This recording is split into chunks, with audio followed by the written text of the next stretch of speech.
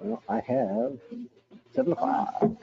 You guys ready on this side? On the left? Jim, you ready down there?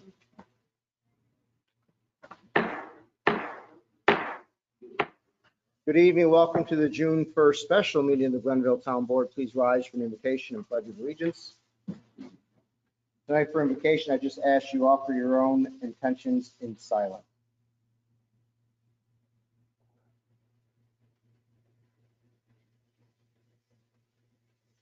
Amen. I pledge allegiance to the flag of the United States of America and to the republic for which it stands, one nation, under God, indivisible, with liberty and justice for all. Please call the roll. Councilman Martin? Here. Please note for the record, Councilman Ramachar is absent. Councilman Gabrielski? Here. Councilwoman Warshawski? Here. Supervisor Kupski? Here. Welcome again. Happy June, already June 1st. This is a special meeting, so we dispense with some of the other issues within the agenda, but we do have a couple items here, first being a public hearing, and then we'll go into take up local law number 5, which relates to the public hearing. We'll go then to resolution regarding the town board meeting minutes, appointing a certain person to code enforcement, and taking up the water warrant. Those are the only items on the agenda tonight. So with that, I'm going to start with the public hearing. We do have a list of folks who have signed up to speak at the public hearing. If you're not signed up and you wish to speak, don't worry, because I will still call open for anybody who's interested in being heard. We'll call you up to the podium to be heard. We ask that when you come to the podium, you just state your name and address for the record, verbally for the record, and address the board. Typically, these public hearings are not a question and answer opportunity. They are an opportunity for you to be heard. The town board will then take up the matter and have a discussion among itself on item number 5, local law number 5. So with that, I've asked that the developers proposing the PUD, you'll hear a couple terms, PUD and PDD. They're both really interchangeable, the same thing, just different acronyms for slightly different words. But one is a planned unit development, and one is a planned district, development district, but they mean the same thing. I have asked the developers and their engineer to make a quick presentation so everybody is on the same page before we open the public hearing. And so Mr. Lansing, Scott Lansing will be making the presentation. Okay, good evening, Scott Lansing with Lansing Engineering. I'm representing New York Development Group, Saratoga Road LLC. Our objectives for this evening are obviously the public hearing. We have been working with the planning board for several months, so the plan that is before the board this evening has been developed after many, many months of work with the applicants and the board. We are ultimately here to ask the board's consideration for approval of the mixed-use PDD. As far as the location, we are located by Swaggertown Road and Route 50, approximately 11 acres. As far as the proposed conditions, we are proposing a mixed-use plan development. Per town code section 270-44, it does outline a maximum of 10 units per acre. So roughly 111 units are permitted per the zoning code maximum number of units.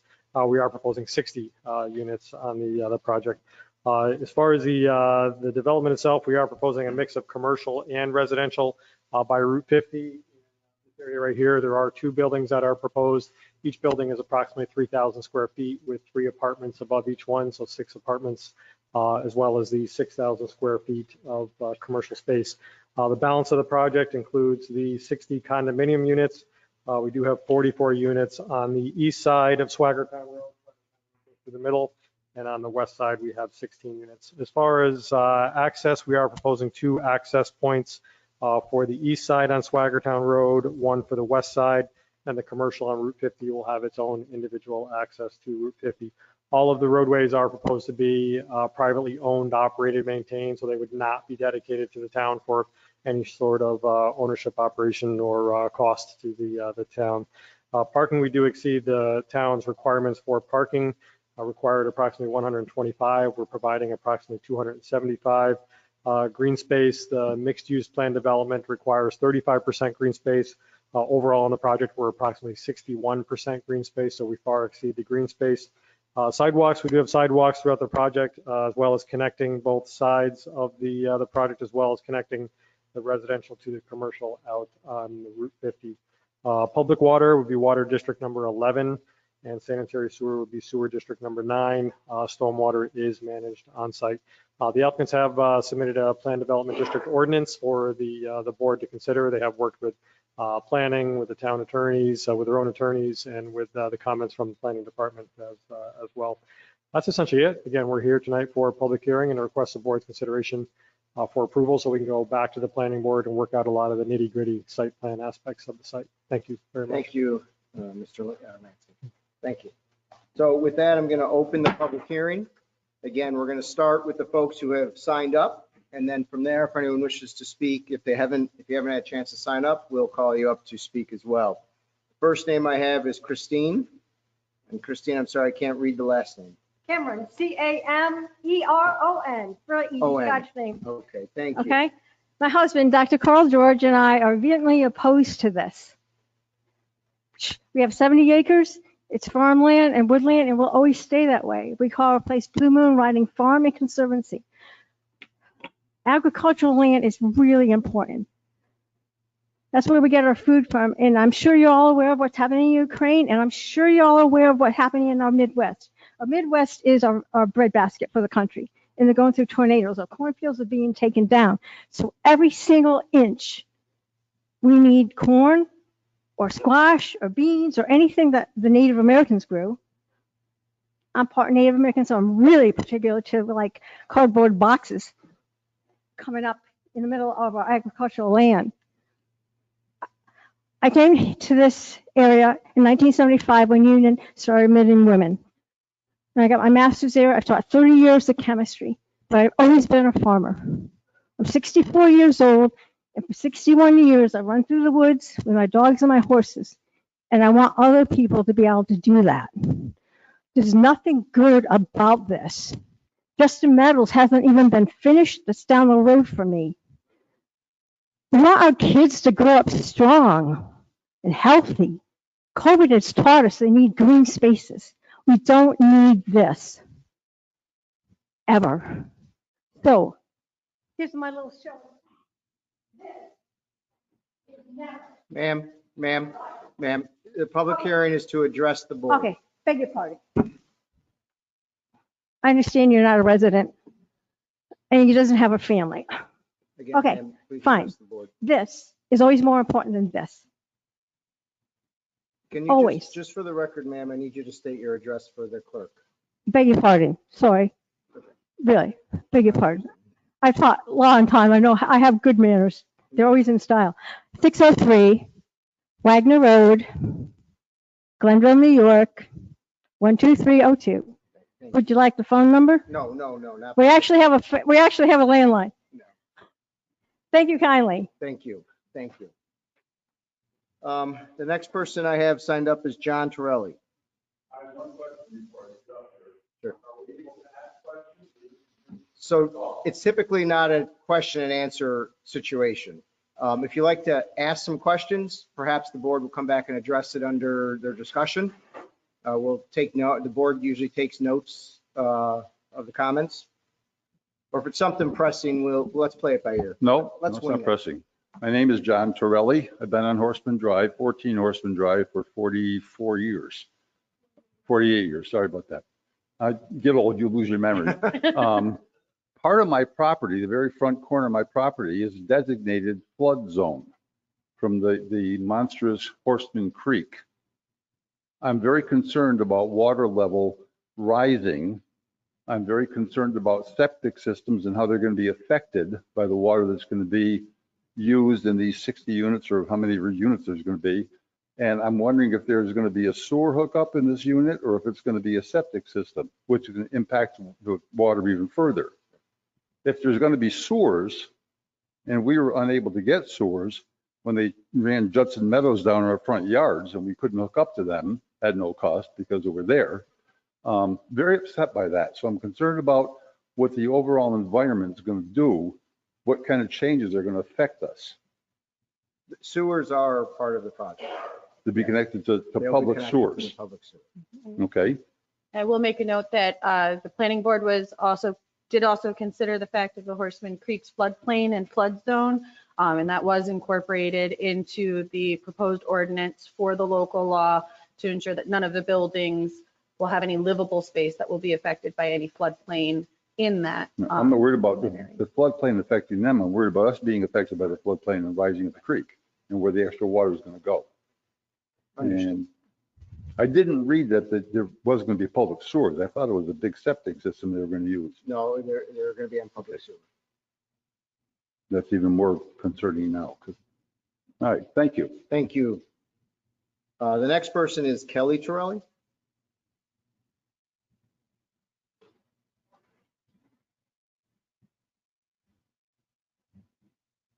Good evening. If you're looking for my legal name, it's Naomi Torelli, and I reside at 14 Horseman Drive. I've been there for 48 years. I don't know where he's been. 4 of them anyway. My basic concern is, well, I'm concerned about the water. I'm concerned about traffic, but you mentioned commercial buildings underneath 6 apartments, which sounds good if this goes through for the residents there. There's commercial space available just north of there on Route 50. There's commercial space available on Freeman's Bridge Road. I don't see a need for more commercial space because it's empty, folks. Businesses are not coming in at the moment. They're going under. I would love to say, yes, let's push it for business because John and I had a business at one time. But I just think at this point, that's not good planning for the neighborhood. Thank you. Thank you. The next person we have is Tom Bodden.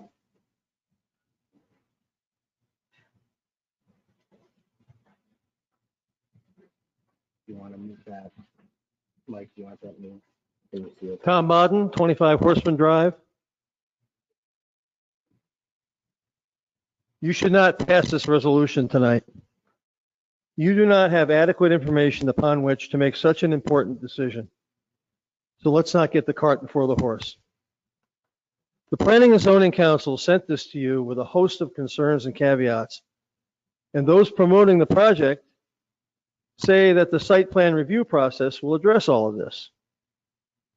But this process only comes into play after the resolution is passed. And then it looks at the land only in respect to this specific preconceived plan.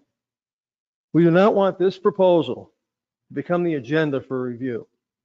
It's nothing more than an attempt at joining 3 distinct, separate land use proposals under one umbrella to exploit a loophole in our zoning law.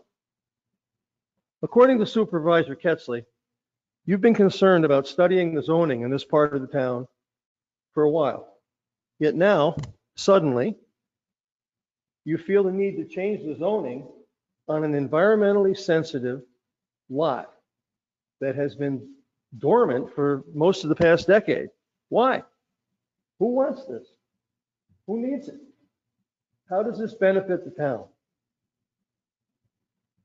It was only 9 years ago that the Judson Meadows development began on the upper part of the farm. And we asked back then, why they didn't include the lower part? And we were told, oh, don't worry. It's too wet. It'll never be developed. Well, never seems to be now 9 years. Meanwhile, the full impact of Judson Meadows is yet to be felt, as it's still only in its initial stage of development. How can any potential new development be considered when we haven't seen the effects of the first one? You should not jump ahead without due diligence. You need to hear us and then take the time to get the information to address our concerns before considering this proposal. What about our water? There are about 30 homes in the neighborhood that are on wells. What will this do to our drinking water? What about drainage? Many of us are accustomed to seasonally wet basements, but since the farm has been out of production and not using water for irrigation, we have much more water. Remember when Horseman Creek used to be pumped dry in the summer? Not anymore. The water table has risen dramatically in the past few years. The lower lot of Horseman Farm is being overburdened with the drainage from Judson Meadows and the lack of water absorbing crops. This proposal will pave half the lot and make it worse. There are hundreds of septic tanks, septic systems upstream that drain into the Horseman Creek drainage area.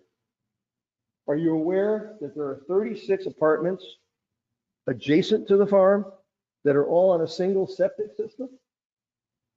Where will this additional runoff and sewage go? We're talking about managing the stormwater on site. How is that even possible? What about traffic? Can you imagine what the intersection of Swaggertown Road and 50 will be like with at least 2 more outlets feeding in? What will people do to avoid this? They'll use Horseman Drive as a cut through. What about the master plan? What about the open space plan? The Freeman's Bridge and Dutch Meadows plan? How does this fit into all of that? This concerns the quality of our lives and the value of our property. Please, don't rush to judgment to benefit a single non-resident landowner and his private out-of-town developers at our cost. Your decision should be simple. Just say no to the resolution. Thank you. Thank you. Next speaker I have is Paul Kenny.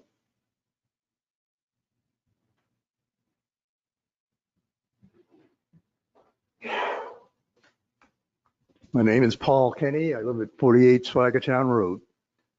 For this plan, I've been to, as I've seen the plan, I've seen the gentleman explain what it was. I've been to at least one of the Planning and Zoning Commission meetings. Also for this, I said, well, let me go look at the zoning. Zoning is the law for what you have to adhere to, 270-152 and the appropriate parts. And then I also went to the comprehensive plan, provides a rather comprehensive plan for the town for its development. And I know that a number of people on the board had a significant role in that plan. So I'm not about to tell you anything new about the plan, but I do want to point out parts of it that I see are relevant to this particular application. I came away with 3 comments. I'll limit myself to 3. One is the location. Now, in the comprehensive plan, it addressed housing, but it has a section on housing and the community character, and it talked about how Glenville predominantly single-family homes. Glenville residents strongly desire to maintain this community, and the town leaders are in a delicate position for how to do this. But at the end of the section, what were some of the goals or the planning initiatives as far as multiple family housing goes? And one of the goals says, allow for multi-family development in both the town center and select segments of Freeman's Bridge corridor. This is neither. This is Plan Zone 6. So multiple family houses were considered, and people, worked through that. And then, as I say, you know much more than I, the effort that went into that. And the conclusion was, allow multiple family development in both the town center and the Freeman's Bridge corridor. Now, when I go to the zoning code, it says, here are some factors. Well, what are the factors that you have to consider if you're going to make a zoning change? And one of them is the change compatible with the comprehensive plan? The answer to that is no, it is not, because the comprehensive plan says the multifamily home should be in other areas. Secondly, my second comment is on the density. This plan here, we have 66 units. And this one I had a little, how do I relate the 66 units to the neighborhood? So here's what I did. Bear with me, if you will. In the neighborhood, we have, Horseman Drive, Swaggertown Road. So I said, all right, let me first start with Horseman Drive. And I will start at the, it had to be eastern boundary. I'll head away from Route 50. And as I go, I'll count each side, I'll start counting the single family homes. And when I do that, of course, as I'm going along, I pass by Swaggertown Road, then you start to head up the hill, Cornell Boulevard, Madison Avenue, Wildwood. You go around the bend to Glenville Drive, Glenview Drive, and shortly after that, I get to 66. That distance was about 0.8 miles. That's what I got, 0.8 miles. All right, well, let me do the same exercise as Swagatown Road. So I start at the lower end of Swagatown Road and start going up there. I'll count each side. And of course, now when I start there, I'll go past Horseman Drive, Gould Drive, Warden Road, Cherokee Drive. You go around that bend and you're approaching Harlow Gardens. And one of the entrances at Weiss Road. And once you get a little bit past there, that's when I got to 66. And that distance I got for like 1.1, 1.2 miles. Now, the numerical value of the distance isn't the key factor. The point is, it takes about almost a mile. You take a mile of 66, single family residents, 66 residents, and now you're going to put them all in one spot. That has got to change the character of the neighborhood. Just to have that kind of density is just out of line with, everything that's around it. And when you look at going back to the comprehensive plan, and sorry, it'll take me a moment to get my papers in order here. They did identify that. Okay. Getting a little disorganized here. This particular proposal is in Plan Area 6 of suburban eastern Glenville. I'm sure a lot of you are familiar with this. And you got the Route 50 corridor go dividing it right in half. And what they came away with in looking at Plan Zone 6 is, let me read this one, preserve existing residential neighborhoods from the intrusion of incompatible residential density. This is the intrusion of incompatible residential density. And they have, for instance, apply it to neighborhoods about, Route 50 and Glenridge Road, or but Route 50 and Glenridge Road. So yeah, Sandy, you can say, well, Stewart's is right there. And yeah, you're not too far from Route 50. But the plan specifically said, preserve the existing neighborhoods from intrusion of incompatible density. And that is also, again, you're going against the comprehensive plan, which is one of the review factors. And this also goes against one of the review factors, which says changing the character of the neighborhood. When you put 66 units in the middle, right in that section, that changes the character of the neighborhood.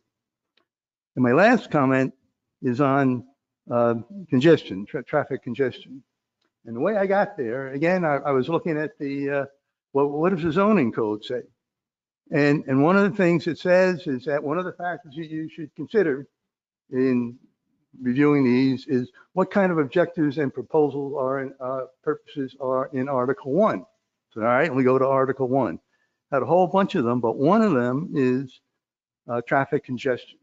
And it lists a couple of the streets, which included Swagatown Road in there before they got to the et cetera. So Swagatown Road is known to be a potential place for traffic congestion.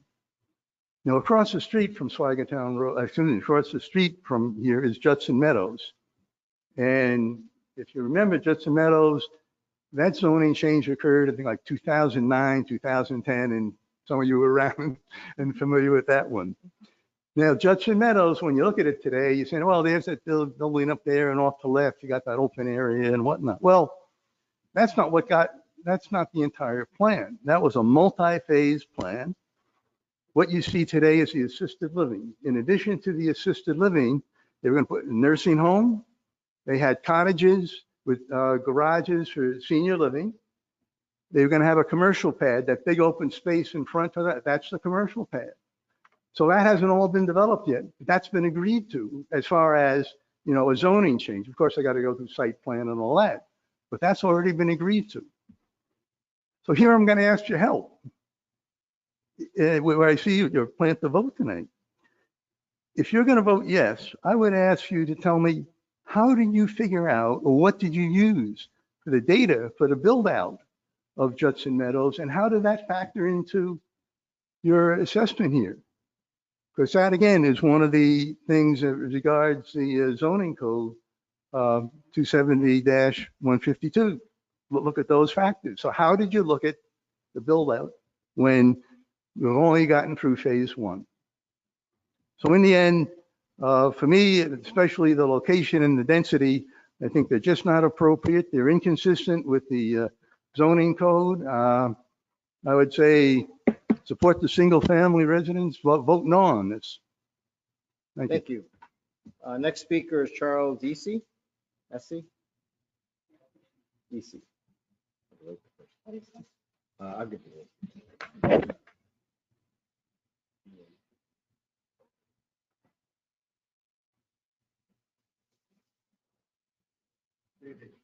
Good Charles evening. AC, 50 Swaggertown Road. Really, they hit every concern that I would have also. There's really not much I can add to that. So that's about all I got. Thank you. Thank you. And the last one signed up anyway is Gina Dean.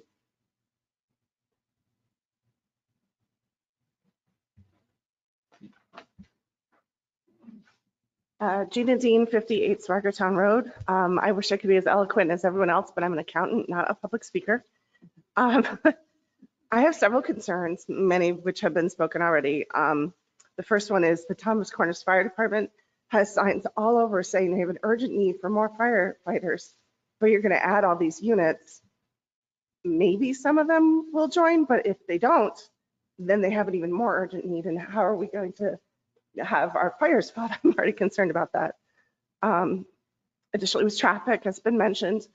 I think anyone who's going into the Village of Scotia, they're just going to cruise on down, that'll be fine. But anyone who's going to go north is going to go up Swaggertown, and I don't think they're going to cut down Horseman. I think they're going to go to Warden to catch the light, and that interferes with the school and the senior center.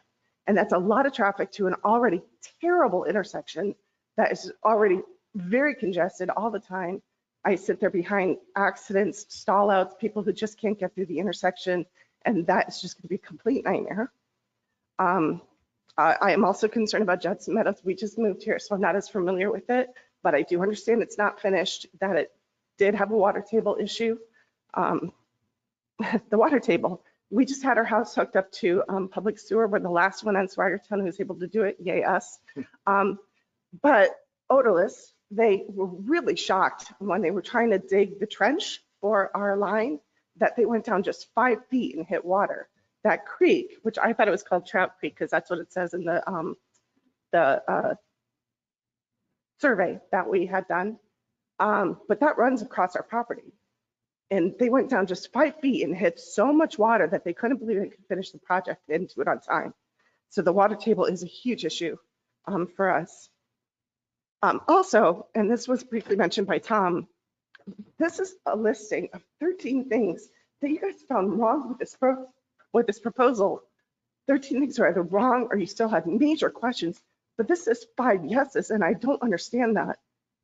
That's a lot of questions. Like, shouldn't these questions be fleshed out before you say, yes, let's please go forward with this? So I'm very surprised at this point that this is being talked about moving forward without at least half of these answered. Thank you. Thank you. That's all I have. Sorry. Yeah. That's it for all I have signed up. Anyone else wish to speak? Yes, sir.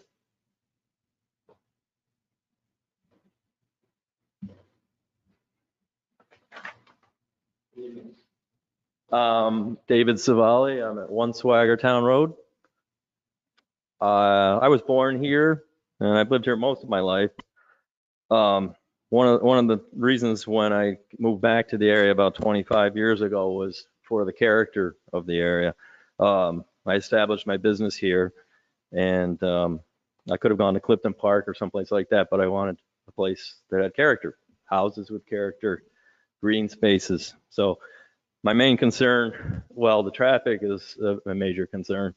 I'm right at 1 Swaggertown, so I witness accidents probably at least once a month at the yield sign at Swaggertown and 50. The traffic there in the morning is pretty lengthy, and if you add 66 units to that area, it's going to obviously create a lot more traffic, and that's already been talked about. My concern is also losing more green spaces in the town. Like I said, we have a lot of character in this town. We've done a good job in the past of developing areas that are able to be developed. Probably Freeman's Bridge Road, again, is a corridor maybe where we should be looking. But this area is not a corridor where I think we should be developing more, especially businesses, storefronts and whatnot. We've gone on this road with Judson Meadows. They ran out of money. They clear cut the woods behind my house, and then they ran out of money. So now we have a blank space there. And then a few years back with this space between Glen Oaks and Indian Hills, that was cleared. The whole wooded area that was wetlands was cleared, and now that's not going forward. So I just ask you to be careful and try to really think this out before you approve something like this in this location. I think it should be kept more residential with houses and more green spaces. Thank you. Thank you. Anyone else wish to be heard? Anyone else wish to be heard at the public hearing? Going once? Yes. Chris Cameron again. Does the town need this money or something? No. Okay. My other question is, I grew up with a 4-H mom and a Boy Scout dad. So we did a lot with our places in Berkshire County. We planted black walnut trees, which in 20 years, they're like $20,000, maybe more now because of the lumber. A 4-H group, Boy Scout group, somebody, we could plant black walnuts there, take some down. Looking forward, several generations, it'd be a beautiful wooded area, and it sucks up black walnut. Any kind of fruit tree sucks up water. If that's the problem, if town needs money or they think we're going to need it longer, there's plenty of green ways to fix this if we need it. Thank you so much. Thank you.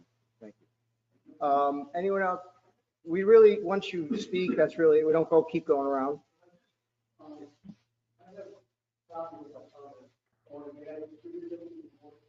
Sure. Usually you give them to the clerk and the clerk will distribute them for you. Anyone else wish to be heard who hasn't already spoken at this public hearing? You can just give them to Julie. Okay, so going once, going twice, seeing none, public hearing is now closed. Before we move on to the next agenda item, I want to thank you all for coming. I know the board will probably express their appreciation as well. It's a wonderful thing to hear from the residents who care so much about their community. And I can tell you that I know every member on this board, I could speak for them, they'll speak for themselves, takes it seriously. There's some insinuation that we're rushing into something, or we're not thinking it through, or we don't know what we're doing, or we're just kind of like, up here playing it fast and loose. It could not be further from reality. And it's important for us to note that. What you say is important to us. And I think there are people in this room, if they are honest with themselves and with me and with each other, would know that we worked very, very, very hard to get this to a place that made sense for the best sense possible. We started here and we worked hard to get here. And it's been going on a long time. We made concessions. The towns made concessions. The developers made concessions. To insinuate that we have not taken this seriously, that we're not thinking this through, that we don't know what we're doing is not only insulting, it is factually wrong. And I take exception with that. We take what you say seriously. By the end of this night, we may or may not agree with you. That happens in a democracy. I don't know how that's going to go, but we take it very, very seriously. And I think the board members here tonight will echo those comments as we go forward. But I do want to thank you very much for being here and having these comments and putting these comments. I've read all the comments on Facebook. I don't know how many months ago it was. We did the webinar for everybody. We took all those comments into play. We've taken every comment. I've met with some of you individually. We've taken all your comments and we do very much appreciate it.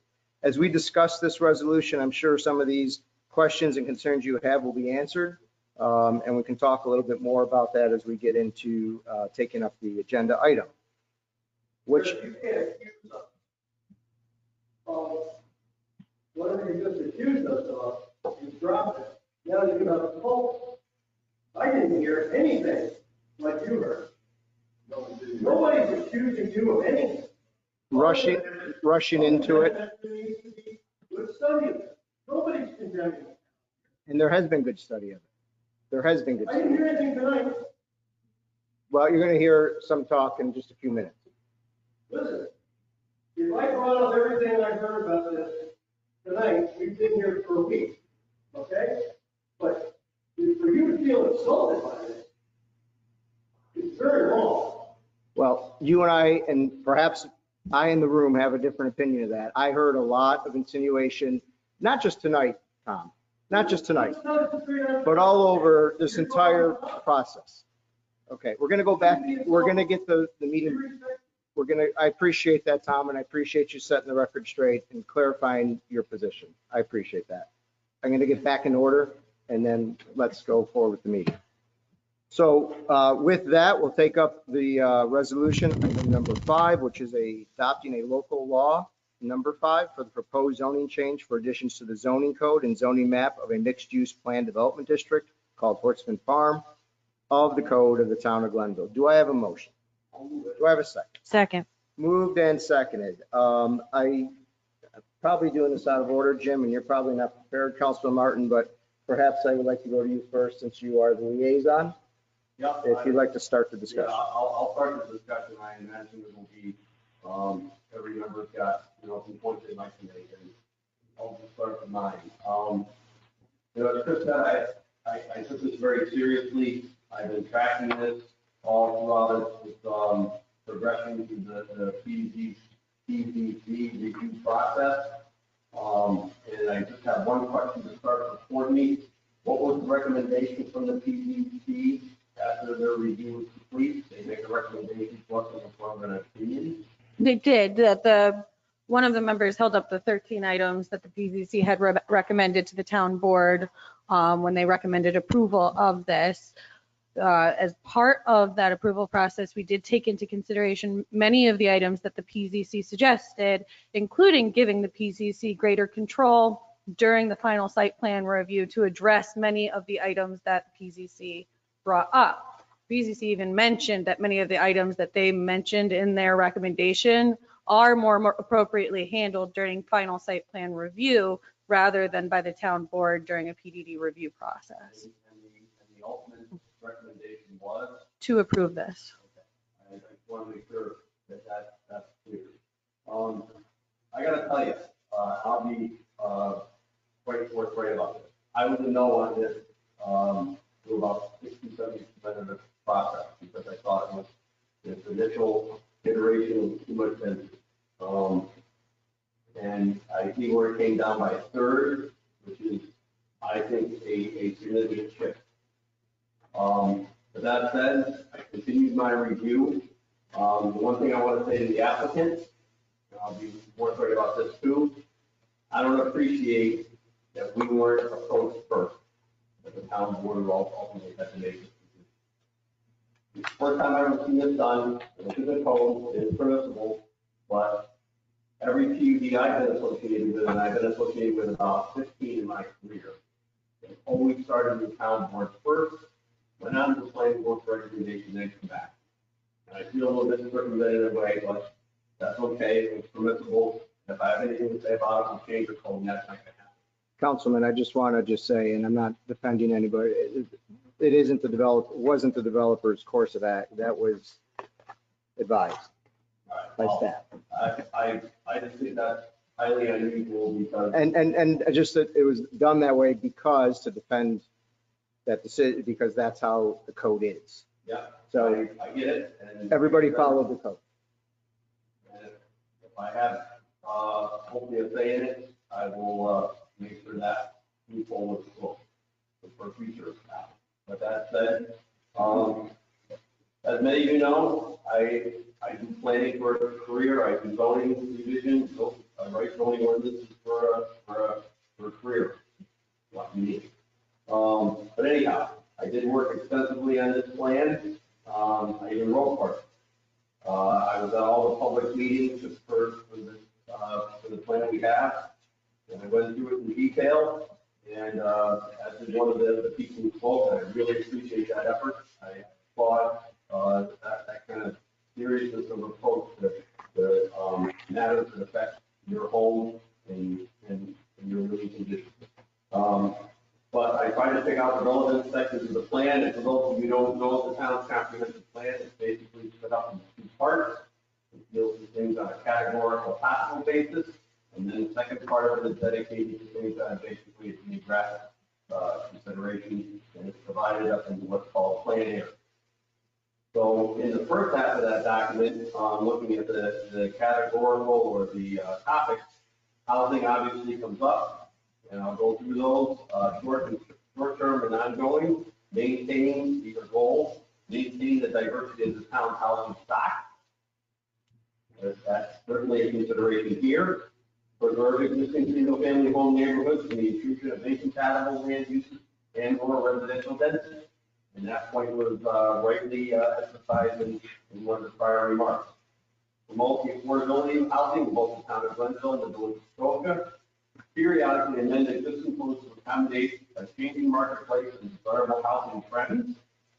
Target certain areas of expanded multifamily housing in areas convenient to existing commercial use. Those are the short-term and ongoing goals for housing. Long-term, ensure stability in the single-family home marketplace. Analyze future single-family housing growth, potential via future expansion of the town's water and sewer systems. Ensure flexibility and adaptability provided for future affordable housing options. So in reviewing that, there's several things here that are meant by this project, and there are several things that are fall into play.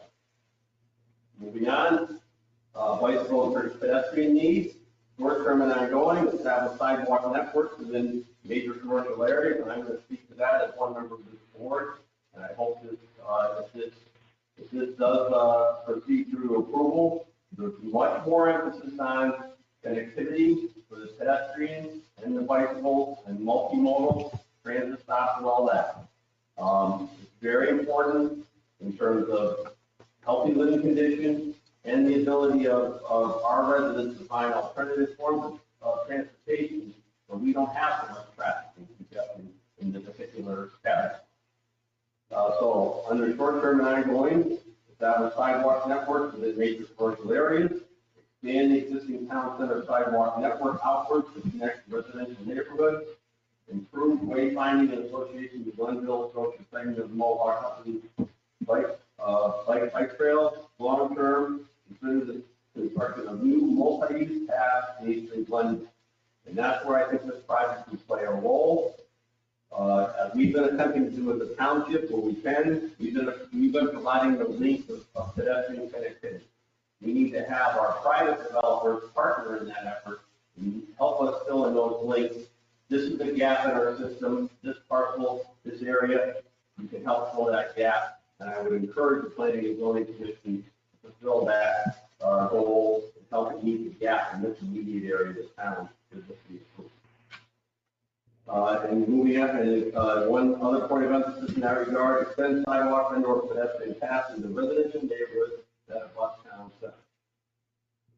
The other one I thought was a consideration from a possible concern, there was goals for Route 50 corridor, and the land use and zoning, amend the zoning along Route 50 between town center and Thomas Corners in order to promote additional commercial development and redevelopment.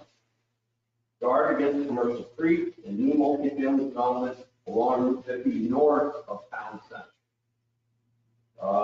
And under pedestrian bike, seek funding for and develop multi-use trails within town center and surrounding neighborhoods, and existing sidewalk network out from town center. Again, this project can help in that regard. Now, under the geographic concern, I asked the park company a little bit with one of the prior speakers. I saw this being in plan area 2, not 6. I saw the boundary and where this project area fell. And in that regard, the relevant goals or initiatives for plan area 2 was amend the zoning along Route 50 between town center and Thomas Corners in order to promote additional commercial development and redevelopment. guard against commercial creep, new family zone along Route 50 north of town center, and implement access management strategies throughout the port. So that was my review of the comp plan. It's not a black and white issue. I think in my mind, some of these objectives and goals and initiatives are fulfilled, can be fulfilled by proper design of this project, which I think we're part of the way there. The other thing I will note, I went through the zoning code. Within a 2,000 foot distance, which basically constitutes this project area and the surrounding area. There are 1, 2, 3, 4, 5 different zoning laws. None of them permit agricultural use, if I'm not mistaken. Bridge Road corridor, which is a relatively new district that we developed a couple of years ago. General business, land development in the form of Justin Meadows, professional residential district, and suburban residential district, which is the zoning over this, the largest parcels within this development area. And I believe the small one is in the professional residential district, if I have that correct. So that's where we're coming from. And Jim, then, can I think it's important to mention when you're talking about zoning, what would be possible uses by right aside from a project like this? For I which, don't have it right here in front of me. I tried to pull it up on my phone. for which one? For suburban residential, that's the primary district. Suburban residential would be suburban family homes, I believe a church, cemetery, Daycares. daycare. That's home- pretty much home it for the, professional, yeah. But permitted use. professional, residential professional has a much more extensive list. Mhm. And Yes. the offices, buildings, Right, which is that strip In the front. across from the main. yeah, on the bottom. Thank you. Sorry to interrupt you. And then the other thing I got out, I looked through the tax mapping, for the, each of the respective areas that involve these parcels, section 30.09 and section 30.10. And the other thing I noted is, it's a pretty dense area in terms of the residential lot size. You know, we have 100-foot wide lots in many instances. It's almost like a urban village-like, setting among the residential neighborhoods, and it's very pleasant. So this is a tough call. I'm not saying it's not.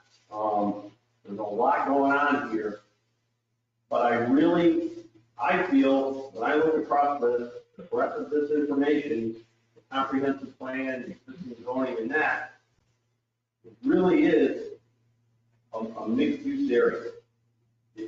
It is. There are certain things you can emphasize if you want to support a certain, point, emphasize a certain outlook. But it really is mixed use. We have a convenience store.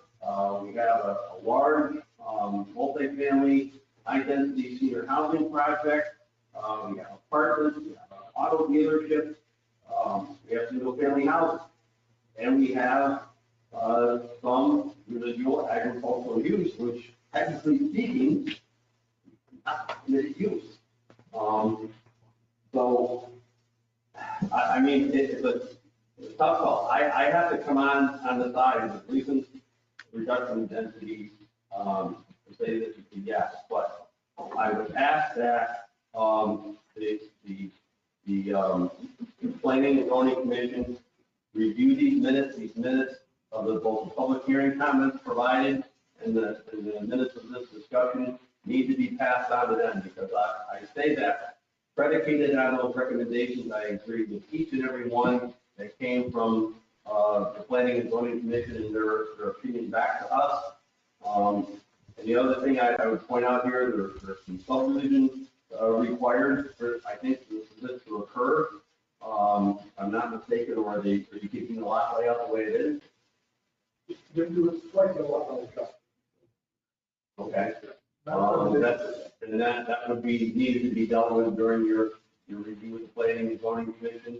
I would like to see what the staging plan is going to be in phase, what's going to happen with it. I do know the highest degree of pervious area or open space, so-called. I would like to see, if we could, I would like to see buildings pushed to the front and parking to the side and the rear. I'm not a big fan of parking lots on the roadside. So that mixed-use buildings there on Route 50 could be, positioned more to the front of the front yard and the parking to the side and rear. I would like the planning and zoning commission to consider that in our site plan review back in DP. But other than that, I just want the residents to know I took this very seriously, did a lot of work on this. I did a lot of research, I tracked this project. I'm not saying this is easy or necessarily possible, but that's where I fall. Thank you, Councilman. And as part of the discussion, I think, we had some very good comments here tonight, as I said, and some very real concerns, and we need to address those. And I think we owe residents an explanation on, and I think Councilman, you did a very good job on explaining yourself, very comprehensive. One of the things I don't know if it came up tonight, but I know that one of the questions has been about why a PDD? And, I can speak for myself as to why I like the use of a PDD over just changing the zoning. I think Councilman touched on the fact that that field really is non-conforming on current uses. As much as we do love open space and that there is a strong commitment in Glenville open space, and I will have to tell you that I think we can all say here tonight that we can be proud that we've put a lot of open space into play in our tenure here. New parks, a variety of new parks. We made sure there was some open space that was in this project that wasn't originally in there. So we do have that concern for that. But a PDD, in my mind, helps the town have a lot more control and gives the town more of a negotiation position than if we were just to say, well, as we point out, there's 5 different zones that come together there. What will we zone it as? It's one of those rare spots that doesn't have a distinct, what should it be zoned as? You can argue single family because it kind of rolls into single family. But as we pointed out, there's general business there. There's 2 multifamily developments. One is a planned development, Judson Meadows. One is an older development right next to it on Route 50. You have the Freeman's Bridge Road Special District. You have suburban residential, as you mentioned. You have so many things going on there that really a PDD is a perfect answer for bringing a comprehensive, well thought out, well negotiated with public benefit project to it. And so that's, I think, just to set the table on why a PDD, which is important to acknowledge, is that it gives us a lot more control. All these things we're talking about and all these things that that the planning board is going to be talking about all came about because there was a process in which we were able to negotiate that. On Judson Meadows, because let's talk about that for just a moment. Judson Meadows is obviously, as was pointed out, approved for more than what it is today. The only reason why Judson Meadows isn't more than what it is today, is it was said earlier, is because they ran out of money. The business model didn't make sense, doesn't work for them. For us to forever sit here and say, well, we can't do anything until they figure out what they're doing in their project, I think would be unreasonable, and I think we'd be sitting here a long time, because there doesn't seem to be any movement there going forward anytime soon. I'm not sure if that PDD has a sunset in it. We'd probably have to look at that. We would have to look at it. Does this PDD have a sunset in it?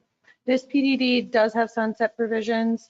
It does carry with it revocation provisions involving whether or not the applicant moves quickly enough to get it through the PZC process, and on the other front, to make sure that they are making substantial progress on the project throughout with a 3-year completion timeline, with provisions, of course, for them to ask for waivers in the event of extenuating circumstance, which they would have to come before the town board to request. So to address one of the concerns, and it was a very good concern about projects that start and don't finish, because we have too many of those, this has a sunset provision in it to protect against that. So it's not going to end up being an Amador project or what's happening at Judson Meadows currently. And we do have to check the Judson Meadows PDD just to see what their time frame is. I don't remember offhand. I don't remember either. It was 09, I think, as we talked about. I want to say maybe. But their business model does not have anything going forward anytime soon. The flooding, the Hortsman Creek, the water levels, the traffic, those are very real concerns. Those are concerns that we here aren't the experts in. That's going to go to the planning board, and we have a secret process, which is state environmental review process that reviews all of that. Someone sent me an email about an archaeological issue perhaps on the farm. That is part of the seeker. There's an archaeological component. SHPO, which is the State Historic Preservation Office, will be involved in that as well. So there are agencies, DEC, New York State DOT. There are agencies that this is their profession that deal with that. That isn't just us sitting here saying, okay, let's go ahead and not take those concerns into consideration. Obviously, an engineer is working on the project, and obviously it'll be reviewed also by an engineer. So those are issues that I can't, and I don't think anyone on this board can speak to tonight. But certainly, again, we're considering a zone change for this to go forward, for those issues to be worked out going forward. Anybody have anything they'd like to say on the board? Yes, Mr. Supervisor, just a few comments. I'd like to thank every resident that took the time out of their evening to come and speak with us tonight. I've been on this board for 12 years now. I was a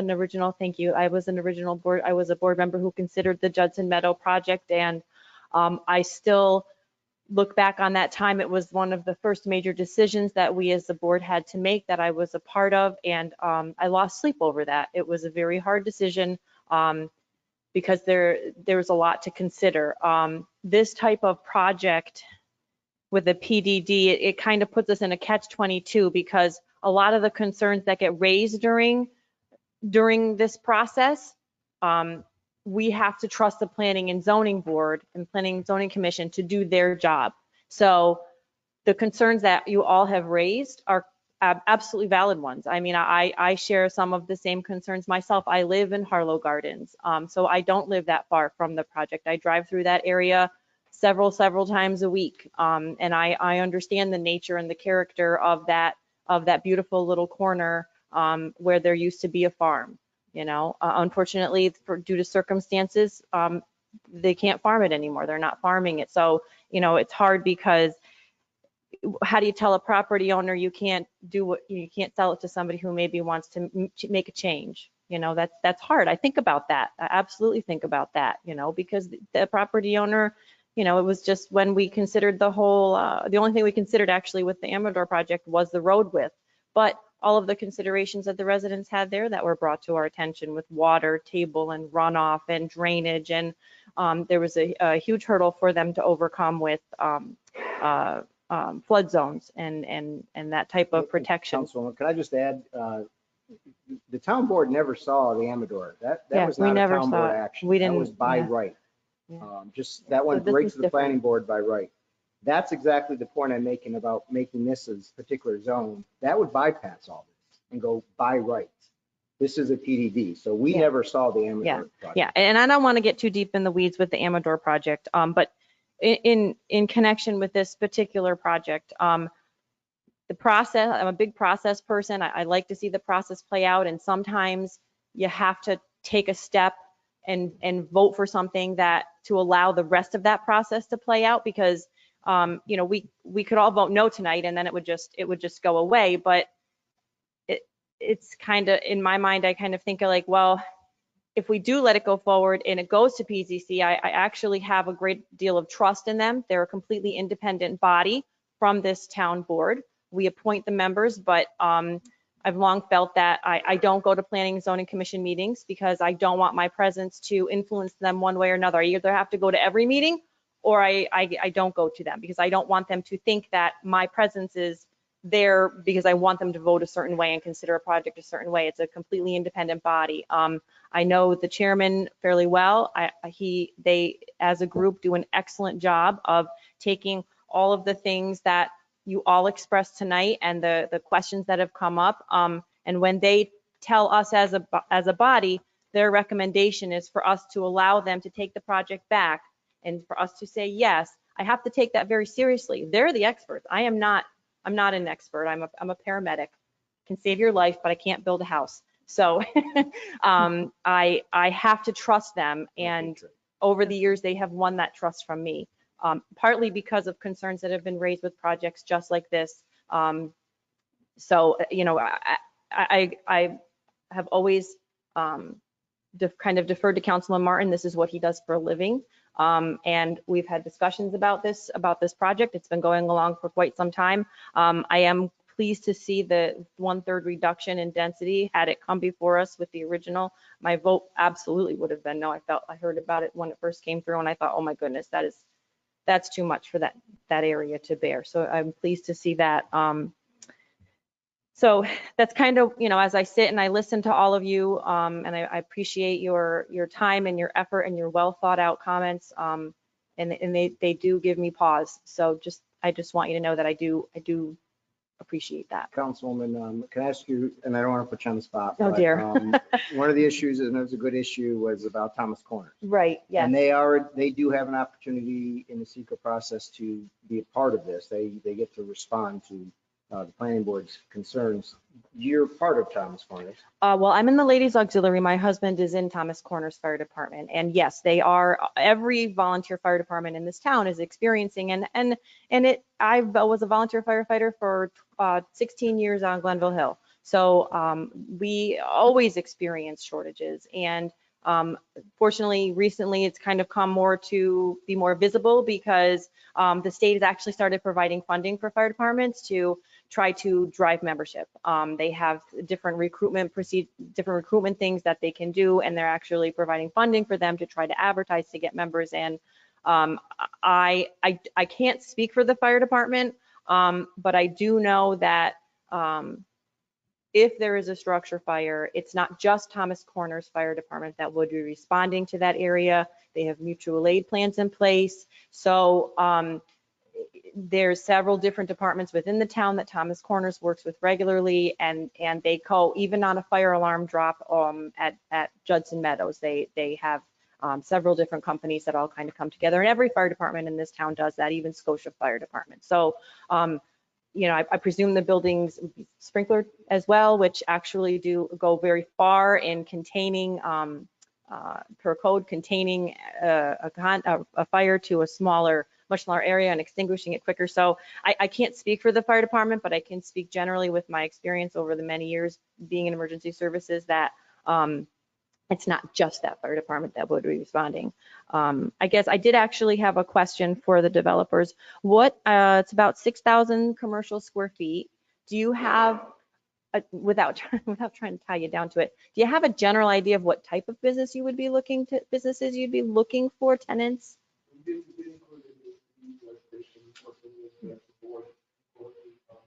Most general businesses include restrictions in there as well, so not big shops and that and things like that. Okay. We have some restrictions in there. We wanted to do a lot of pop-ups. Of course. Of course. Of course. And if I can jump in there for a moment, because I'm trying, and we'll get to the quiet one down at the end there. We'll get to you. I'm almost done talking. I'm trying to address all the different notes I took. So first I want to, let's go to the housing for a moment. I think Councilman Martin talked about this, but I can tell you there's an urgent need for this type of housing. It's no secret, and the developers will tell you this. I know I've beat you up over the years on multifamily. I know I've not been kind to you guys on some of this stuff, and I think most of you know, I'm not a big proponent of multifamily. We are a single family community, and we need to protect that. And you're absolutely right about that. We need to keep that character. But what we're starting to see, believe it or not, is the urgent need for this type of housing stock, particularly for our aging, who are looking for a lot less maintenance. They don't have it here. They go to different communities for that. We like to try to keep them here. Anybody will tell you, and I know you know it, you see it, housing, single-family housing is very, very expensive. It's priced out of anybody's ability right now. Homes that used to cost $300,000 15 years ago are starting at $500,000 today to start for basic house. So the single-family market is really starting to dry up. Now, that's not going to hopefully last forever, but right now, this is a housing stock that does have a need in our town for particularly the folks who are aging in the town and want to stay in the town. On the commercial component, one of the reasons why we are interested in commercial is because there is really a big need. It's been noted that there are some empty spaces in town. The empty spaces in town generally are empty because there's a problem. Problem by Wendy's. The access is horrible. I can't get anybody interested in those storefronts there because you have to turn on the Warden and find your way back in around Advance. Nobody wants those because everyone points to those and say, well, those are empty. Freeman's Bridge Road is a problem right now. And I could be here a week talking about all the problems with Freeman's Bridge Road. We market it, we talk to developers. Nobody wants Freeman's right now. Part of it is the zoning issue, part of it is the contamination, part of it's the fact that it's a 2-lane highway and it can't be expanded. I mean, there's a whole bunch of problems with why Freeman's has some empty storefronts. But I do get calls from people who look for this type of space, smaller, kind of more boutique. A lot of small businesses are looking to start up after this pandemic. For whatever reason, there's a lot of gyms right now looking for space. We have probably a handful of people who are looking for this exact commercial setup, but we don't have it in the town. We don't have any space for them. There's almost over here in town center, they're basically sold out and they're still jamming things in there. We have a Mexican restaurant coming, by the way, there, a new one. That's news tonight. So there's something new, but we have Bear coming there and they're coming back almost behind the plaza because there's nowhere for these people to go. They're trying to find space. There is a demand for this. And I think what the board's interested in, I know I am, and I know I've had many conversations with Jim on it, is that smaller profile, that smaller business, trying to make it more for people who are here in the community trying to start their business. And I think these are the type of commercial spaces, which we did down at Glenesk. Glenesk is a perfect example. We did this down by the high school and, there's a nice little gym, there's a nice little restaurant, there's a nice little store. They're all locally owned. That's what we want in this town. So I think that's basically, and I'm going to take responsibility for it. I pushed, and I know the board has pushed for that small commercial component to not just have a multifamily, but to have something that's beneficial for the town. Councilman Godlewski, I don't know if you had any comments. Just briefly, I guess I would start by echoing Deputy Supervisor Worzbowski's comments, thanking everyone for coming out. In addition to you folks tonight, I've had people pull me aside, share their thoughts about this project. Obviously, this project kind of first came out over social media. And I would echo Councilman Martin's initial sentiments that just from a perception standpoint, it is certainly a positive for a developer to come kind of to the board first and to kind of lay I'm a lawyer in law, we talk about laying a foundation. But I understand the way that this process followed. To folks in the audience, I just want to say I've sat in your shoes before. When my wife and I first bought our house, it was right on the cusp of a proposed development right next to our neighborhood. And I've been in your shoes at these board meetings before I was a board member, and I understand where you're coming from. And I can tell you that this vote for me has been a difficult one. It's been difficult considering all of the aspects. And I think part of it is just because really the location of this proposal. It's a unique spot in town. Councilman Martin speaks in very strong technical language about zoning and different zoning districts because he's very familiar with those terms from his profession. But essentially the way I look at it is you have a wide space, a former farmland buffered by a convenience store, buffered by obviously Judson Meadows, and then buffered by some single family homes. And then the question becomes what to do with it and where does it fit as far as the character and, and looking at the comp plan overall.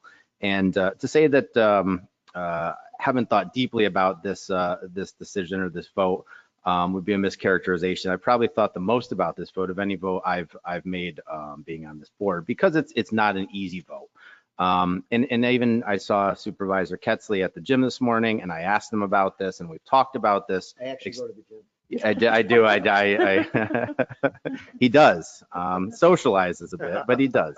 But I also, to that note, would thank Supervisor Ketzley, because he's been very open about answering questions I had and sharing information, and obviously too looking at other things that I've considered in reaching my conclusion are the developer willing to work with the town, willing to reduce the density, willing to listen to some of the concerns that were out there after that initial kind of Facebook burst that happened with this project.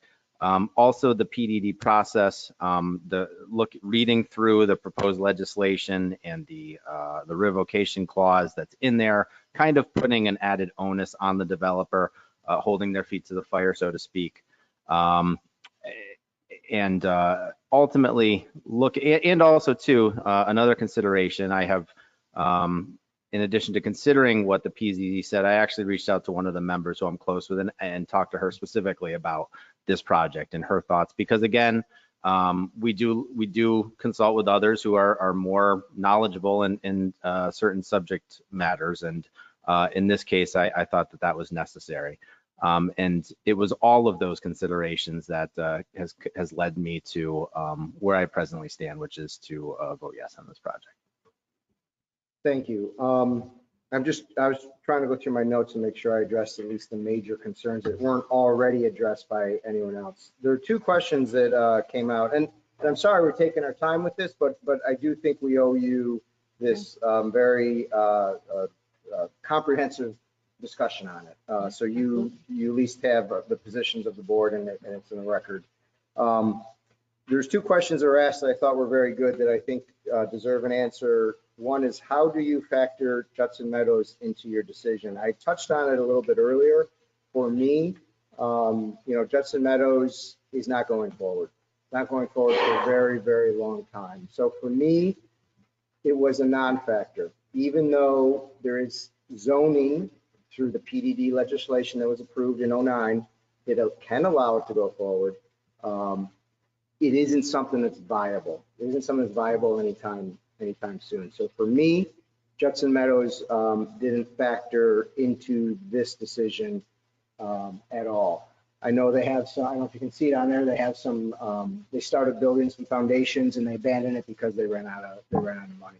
And that's not an inexpensive proposition to continue the proposal that they brought forward in 2009. And in today's inflated environment, I just don't see that happening. The second question I thought was very good that deserves an answer is, how does it benefit the town? Or how do we at least, or how do I at least perceive that it benefits the town? And that's a difficult one. It was insinuated that there was maybe the town needed money, or at least the question was, does the town need the money? This isn't going to bring the town any revenue to really speak of. I mean, in the grand scheme of things, I think this benefits the town, at least from my perspective, because it takes an area of the town that has, as we've discussed, a lot going on. It starts with a commercial property and transitions ultimately into single family. And it allows that transition, but it also, I think, helps with the transition. I think it also brings a housing stock that is needed for the community, particularly for the older. And, let's not forget the younger professional. Because Judson Meadows owns Judson Meadows. That's not how the market works. I'm not a realtor. I understand. I mean, it makes perfect sense for people to go over there. Use that land and why not just use that? I understand. But I understand. But ma'am, we don't, so the board's role is we can't play monopoly, you know what I mean? I can't tell them, oh, go on this property and do this, or go talk to this person and do that. All we can do is address that there's an owner of this property who wants to sell it and to do something with it. You know, and I do not say this in a sarcastic way at all. It sounds it when people say it, but if somebody wants it for open space, then they ought to buy it and keep it open space. I'm not saying that to be sarcastic. I'm just, well, right. But, right, but that's the thing, and that's unfortunate, I understand that. And, you know, where people can do that, and if people pooled their money and did it, I'm saying that the owner has at least a right to do something with the property. That's what I'm trying to convey. And if someone wanted to keep it, then that's what they should try to do, is try to buy it. The town has worked hard on trying to put green space into places that there isn't normally green space. Down on Dutch Meadows, you know, we made sure there was a park that was part of that so that we can keep that forever. 6-acre park, we're adding to that park. We're buying more property for that. There are other areas where we've done that. So we believe in green space very, very heavily. Thank you. But I just say that it's hard for us to say to the landowner, well, this needs to be a meadow forevermore, and you can't sell it and something can't happen. I mean, it may not be the best.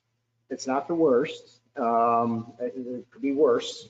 I think, Jim, I don't know, Jim, you don't have the uses of professional residential, which is right down in that lower strip, but there's pretty significant buildings that can be put right now by rights. If these people wanted to by rights, I don't mean to say these people, I'm sorry, the developers, if anybody wanted to do that by right, they could do that. And this almost protects at least that part. So I believe it does benefit the town tangentially anyway for the residents, not necessarily the town like finances or anything like that. But it certainly gives people, I think, an opportunity to transition into housing. I think it's a good buffer to a single family neighborhood from some of the commercial area. And I think that the planning board was discussed, is going to take all these factors into consideration. There's a traffic study already. I took a look at it. I didn't bring it with me, but the traffic study anyway indicated a fairly insignificant impact to the area. Now, I know when we say the traffic study, I know I see the reaction when you say a traffic study was done and people question the premise and all that. I understand that, but the traffic study is done and it is a public document, so you can take a look at it. And then, you know, they have some concerns with that. I'll take it to the planning board because they're going to be looking at it there. So I wanted to answer those two questions anyway. Does anyone have anything more to add? Yeah. We're talking to this whole but we're on I'm going to 61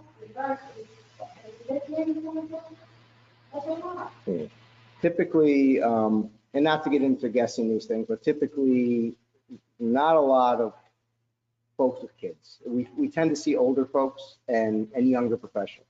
There'll be some with children. The school is probably going to benefit the most because they're going to get the school tax and not have too much of a demand out of the project. I did have one thing. Oh, I'm sorry, Jim. Let me just go to Courtney and I'll go back to you.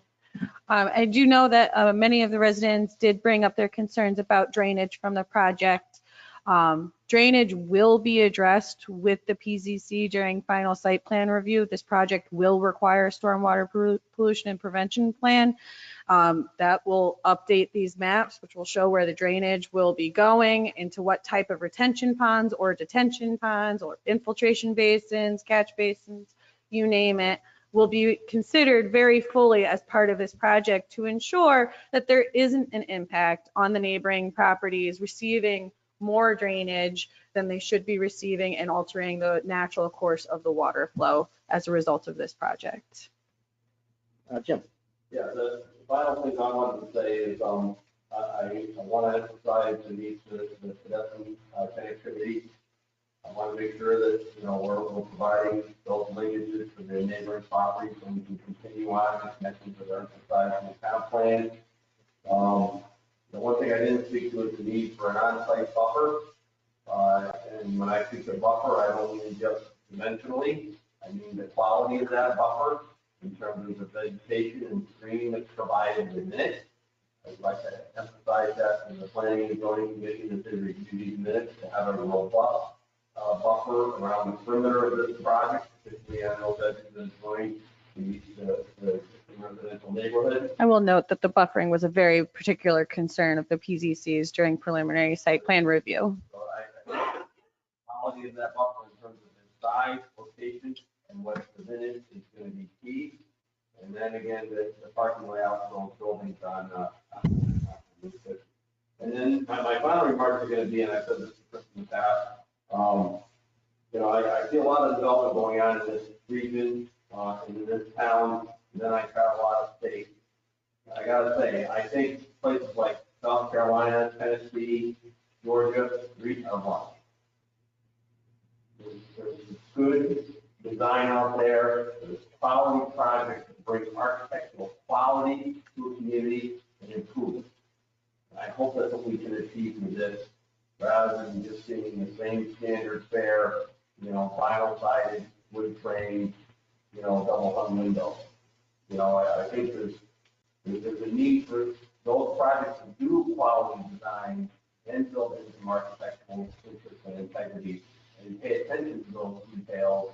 Those are the ones that fill up. Those are the ones that are an amenity and a benefit to the community, not just in terms of dollars and cents, but in terms of the quality of life and how they blend in a neighborhood.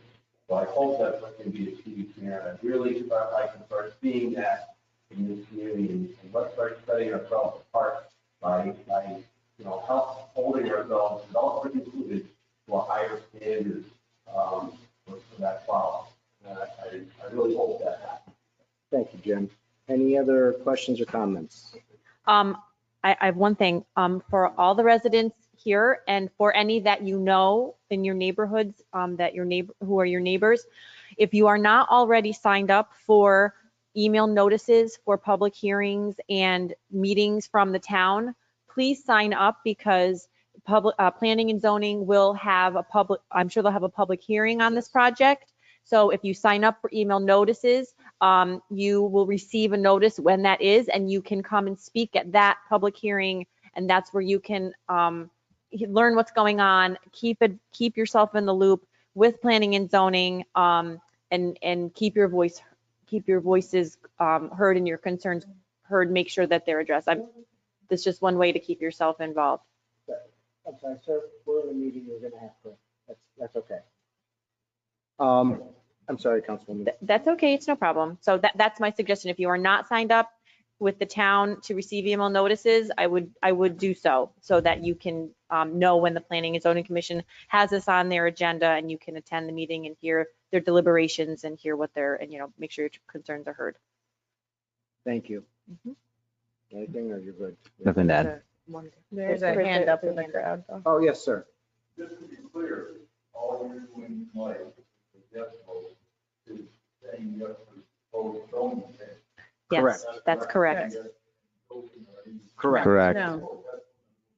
It still needs to go through the site plan review at the planning board, and that's what Councilwoman Worzbowski was talking about. There'll be a public hearing there as well. Yeah. So any other question I should ask? Any other comments? I do want to apologize to the room for my Italian coming out a little bit. My mother would be proud, but I may have been too sensitive, but I've taken a lot of criticism over the past, I don't know, feels like a year on this. That's true. I've been taking a lot of criticism for 13 years, actually, but I do want to set the record straight on this. Maybe the insinuations were things I carried with me in here from the phone calls and the emails and the Facebook posts. Maybe I carried more in than I should have, but I heard a few things here tonight that touched that nerve. And, you can take criticism, but when someone impugns your character and suggests on Facebook that you're on the take from out of state or out of town or out of somewhere, developer, it's just ridiculous stuff that at some point, not here. I'm saying, right. I'm not saying here. I'm saying I brought that in with me as baggage. I'm apologizing. This is my attempt at an apology. It takes him a long time, but he gets there. My wife doesn't think I apologize well enough either. But Well, thank you. I appreciate it. Thank you. I do want to apologize. I should not have brought it in, but I wanted to just say that. Anything else? Seeing none, please record the vote. Councilman Martin. Yeah. Councilman Godzewski. Yes. Councilwoman Wozzowski. Yes. Supervisor Pettsley. Yes, resolution passes. And again, this will go on to the planning board. Seeker, Thank you all. we did the negative deck. Thank you though, in all sincerity for Yes. your, Thank you. We Yes. did the negative. Yeah, we did that at the last meeting. The seeker was done on 18th. We're going to take just a minute before we go on to the next item, if you'd like to leave. Or you can stay, there's only 3 more items. Thank you. Thank you.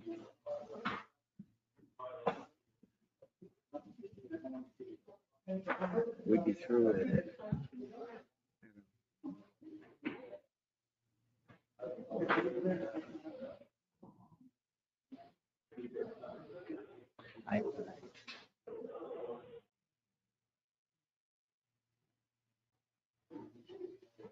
So we're gonna, thank you. Thank you for your comments. Thank you for coming. Thank you. Thank you for Thank coming. you, Tom. Thanks, Tom. You can stay if you want. Yes, please.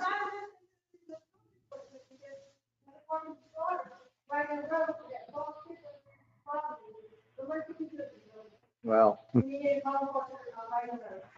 so I'm going to go back to the agenda, item 6, resolution approving the minutes of the regular town board meeting held on May 18th. Do I have a motion? I'll move it. Do I have a second? Second. Moved and seconded. Any discussion? As noted, Mr. Supervisor, this resolution would approve the meeting minutes from the last town board meeting. I thank Ms. Davenport and her staff for putting them together for us. Any other questions or comments? Seeing none, please record the vote. Councilman Martin. Yes. Councilman Godzewski. Yes. Councilwoman Wozzowski. Yes. Supervisor Pettsley. Yes, resolution passes. Next, resolution 7, approving David Massaro to the position of code enforcer part-time. Do I have a motion? Right. I'll move it. I'll move it. Courtney's talking to me. Do I I'll have a move it. second? Moved and seconded. Any discussion? Do you need to Wait, can we just, consult with the? no. My So- only concern was the minutes.